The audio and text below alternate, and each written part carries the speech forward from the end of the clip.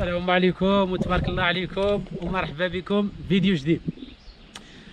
اليوم ان شاء الله خوتي غادي نخرجوكم معنا في واحد الخريجه نهار الاحد لواحد البلاصه، لواحد محميه غابه بوهاشم.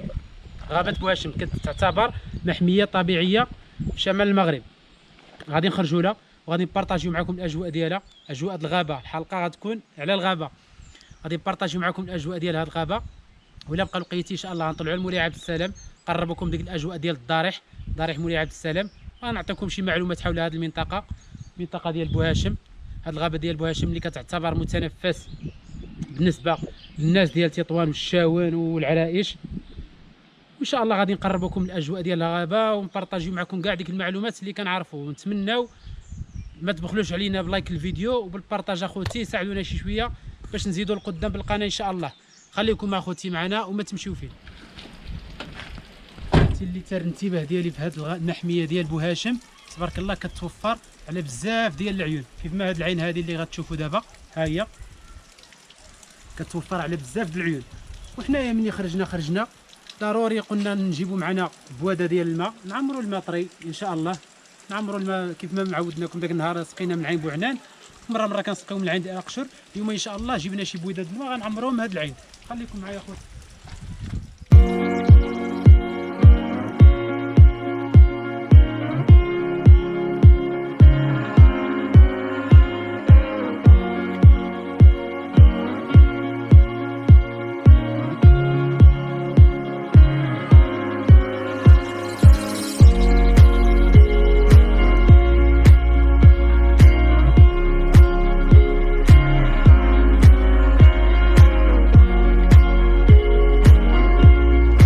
كما قلت لكم اخوتي، هاد الطريق هذه اللي كتشوفوا هذه هي الطريق اللي طالعه القمه ديال جبل كربوع، اللي العلو ديالو تقريبا 1680 متر. ان شاء الله دابا ندير لكم فيه شي فلوق الايام اللي كيكون الثلج من الاحسن. ديك الساعه دابا نجيو ونطلعوا للقمه ديالو. دابا ان شاء الله غادي نعرفكم على هذا كما قلنا لكم المنطقه ديال بوهاشم، وغادي نطلعوا حتى ان شاء الله حتى لمولاي عبد السلام. خوتي العزاز جبرتونا دابا وصلنا لهذا المنتجع ديال غابه بوهاشم. هي هذه كيف كتشاهدوا غابه ديال بوهاشم. هاد الغابه خوتي المساحه ديالها تقريبا حوالي 8000 هكتار، راه غابه كبيره ماشي صغيره. وبالضبط جات في شمال المغرب وكتحد 3 ديال الاقاليم، منها الشاون، اقليم الشفشاون، اقليم تطوان، واقليم العرائش. انا اول مره كنعرف هذه المعلومه بان هذه الغابه جات محسوبه على 3 في الحدود ديال 3 ديال الاقاليم. وبالضبط اخوتي كتبعد على مدينه العرائش حوالي 110 كيلومتر، وعلى الشفشاون 70 كيلومتر، وعلى المدينه ديال تطوان تقريبا 70 كيلومتر. حتى هي جات في ملتقى ديال 3 ديال الحدود ديال 3 ديال الاقاليم. هذه هي الغابه اخوتي كيقصدوها سياح خصوصا نهايه الاسبوع.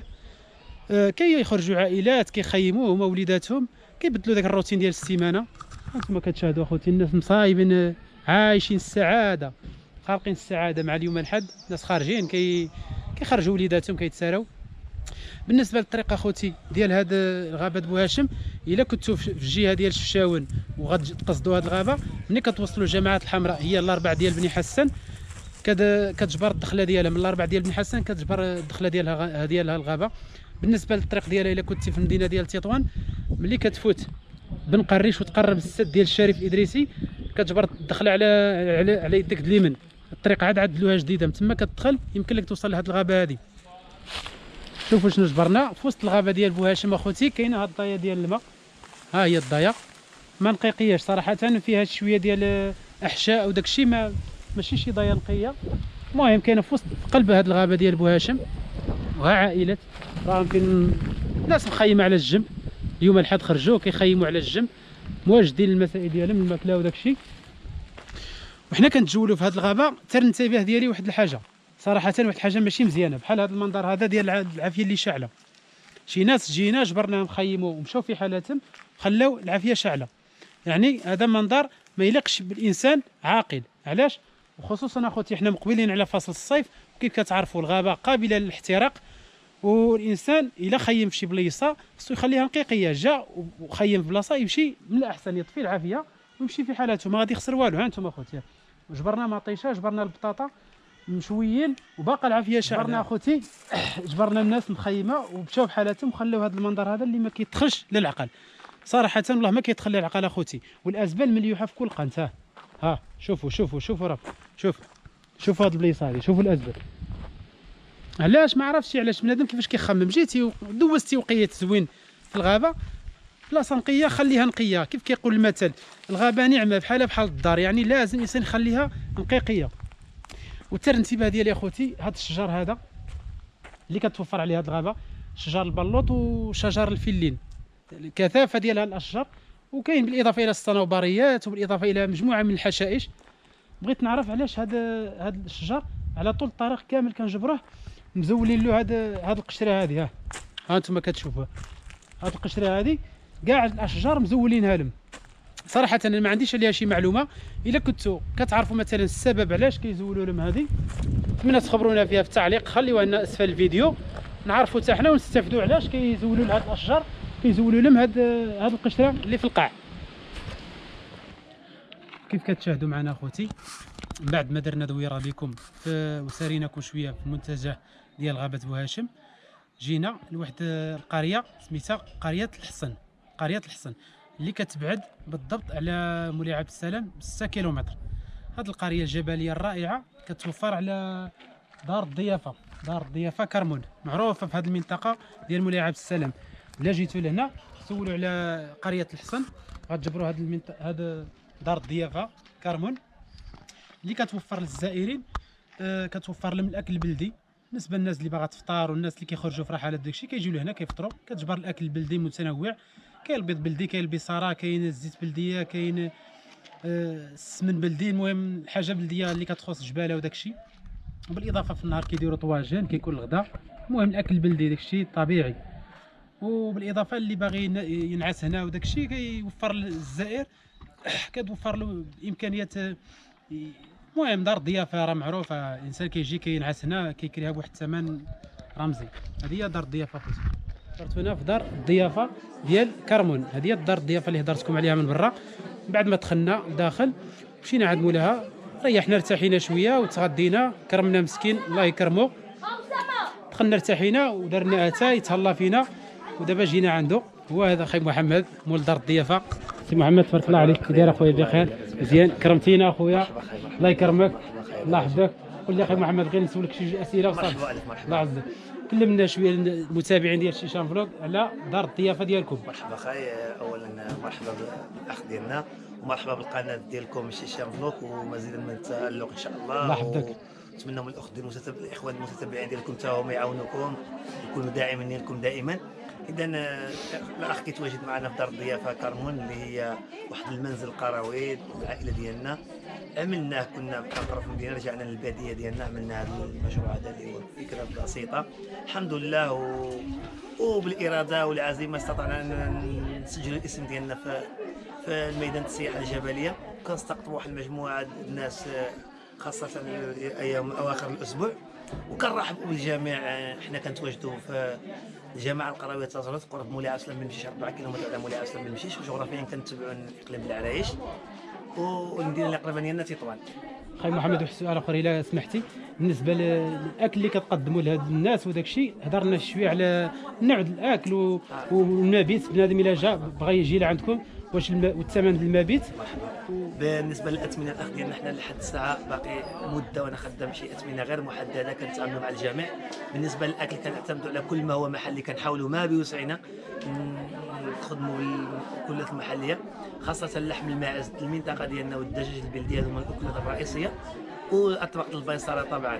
وكنعملوا مجهودات ديالنا اننا اما كنخدموا بالمنتوجات المحليه ديالنا ولا كنستعانوا بالاسواق القريبه ديالنا، سواء الربيع بن حسن ولا الخمس بن عروس، وكنجيبوا مجموعه المنتجات اللي كنقدموها للسائح اللي كيزورنا في المنطقه. شكرا للمعلومات اخويا محمد، شكرا بزاف. كيف شفت اخوتي هذا هو مول دار الضيافه محمد، والله العظيم صراحه الراجل كريم وتهلا فينا ودار معنا جهدو. المهم كنصحكم ملي تجيو ان شاء الله في شي زياره لمولاي عبد السلام والمنتزه ديال الغابه كيف درنا حنا، تزوروا هذه المنطقه، هي منطقه الحصن، راه باينه، سولوا عليها راه ما غاديش تتلفوا. تبارك الله الطبيعه غزاله. شوفوا الطبيعه، شوف بحال كتحس في راسك راك في شي دوار. الناس ديال المدينه وداك الشيء يجيو لهاد البلايصه يتساراو ويبدلوا الروتين ديال المدينه.